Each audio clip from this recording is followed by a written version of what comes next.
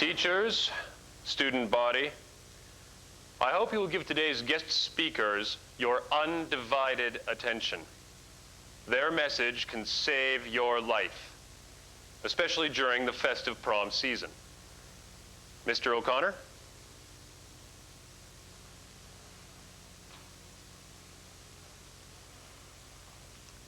Mr. Charles, thank you.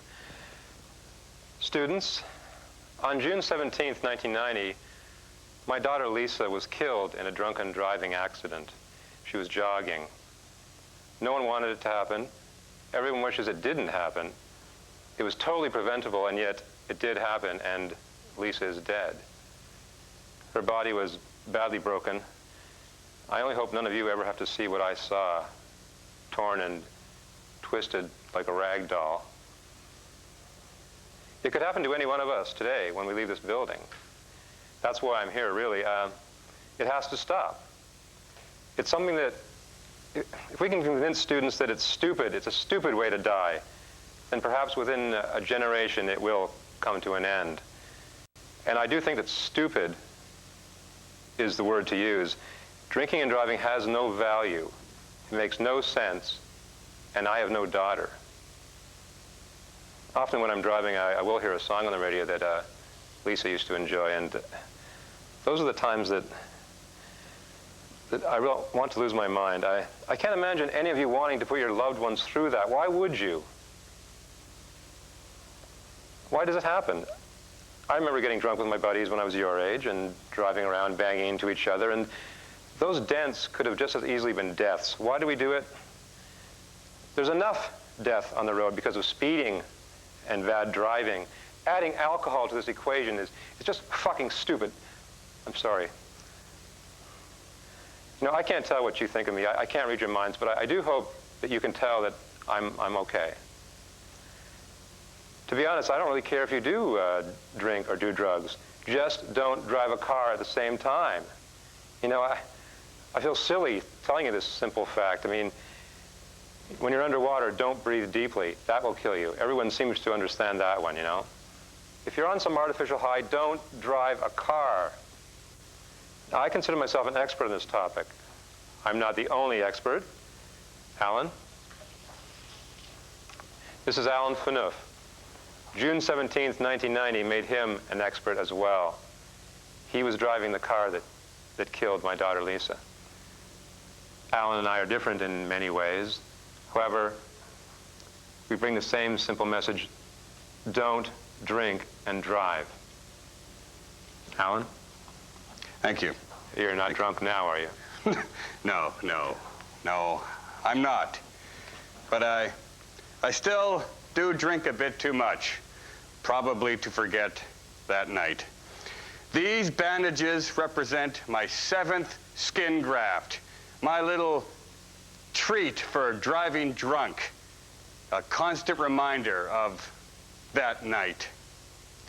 I was drinking with some friends. I drank a lot. It's sketchy. The night is sketchy at best, but I remember I started with 6 beers. I then had 7 B-52s, 2 Harvey Wallbangers, 3 Spanish coffees, 2 Benedictines, it's made by monks, another 3 beers. Then I got into a fist fight at the bar, and I threw up on the guy. I then had another rum and coke and threw up the rum and coke. And then I tried to drive home. I was found guilty of vehicular manslaughter.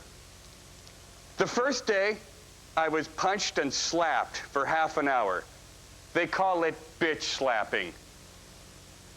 I would have accepted a bitch slapping every day instead of what was to come next. I can never know what it's like for a woman to be raped, but I know what it's like for a man to be raped. You know, unless she was anally raped. The horror of that time was made 1,000 times worse by the constant thoughts of what I had done to Lisa, her family, her friends. My mind and body were constantly tortured. And why? because I drove a car when I was drunk. In the area where I live, there are many small deer on the roads. Some people get a thrill by stunning the deer in their headlights and then hitting them. I'd never done that, but I wasn't myself. I was driving drunk. My friends were yelling at me to hit it, hit the deer. I was drunk, and I swerved to the shoulder of the road. And I think for that split second, I knew that it was not a deer. For a split second, I was sober, the longest second of my life. But it was not enough to save Lisa's life. It didn't seem real, I knew.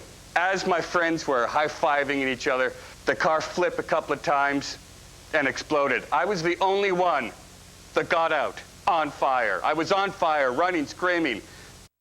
I ran from the car and I tripped over Lisa's body.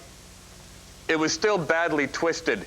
I began to grasp for air. I was on fire.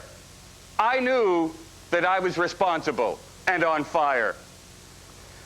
It is unbelievable that something so avoidable ruined my life in a second. Why did I drive that car when I was drunk? Why would you? It adds nothing to your life. It can only destroy it and the lives of others. Mr. O'Connor is the one that saved me. His strength, after what I did to him and his family, is what keeps me going. Together, we want to prevent it from ever happening again. We have no reason to lie to you. Don't drink and drive. Ever. This was Lisa.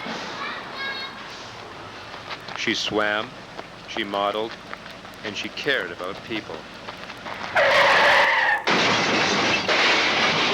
She was killed by someone who was too drunk to drive a car. This is the road. I usually avoid it. Found Lisa over there by the flowers. She deserved to run forever. This is where Lisa lost her life, and I lost my license. Ugh. Oh my God! Yes, Mr. O'Connor. I'd love to have dinner with your family. Yes, 7 o'clock would be fine. Goodbye.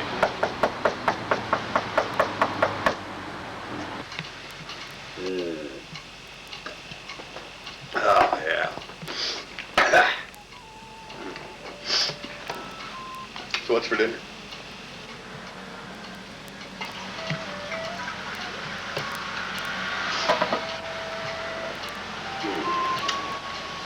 Sure you don't want to hit? All right. Damn bandage.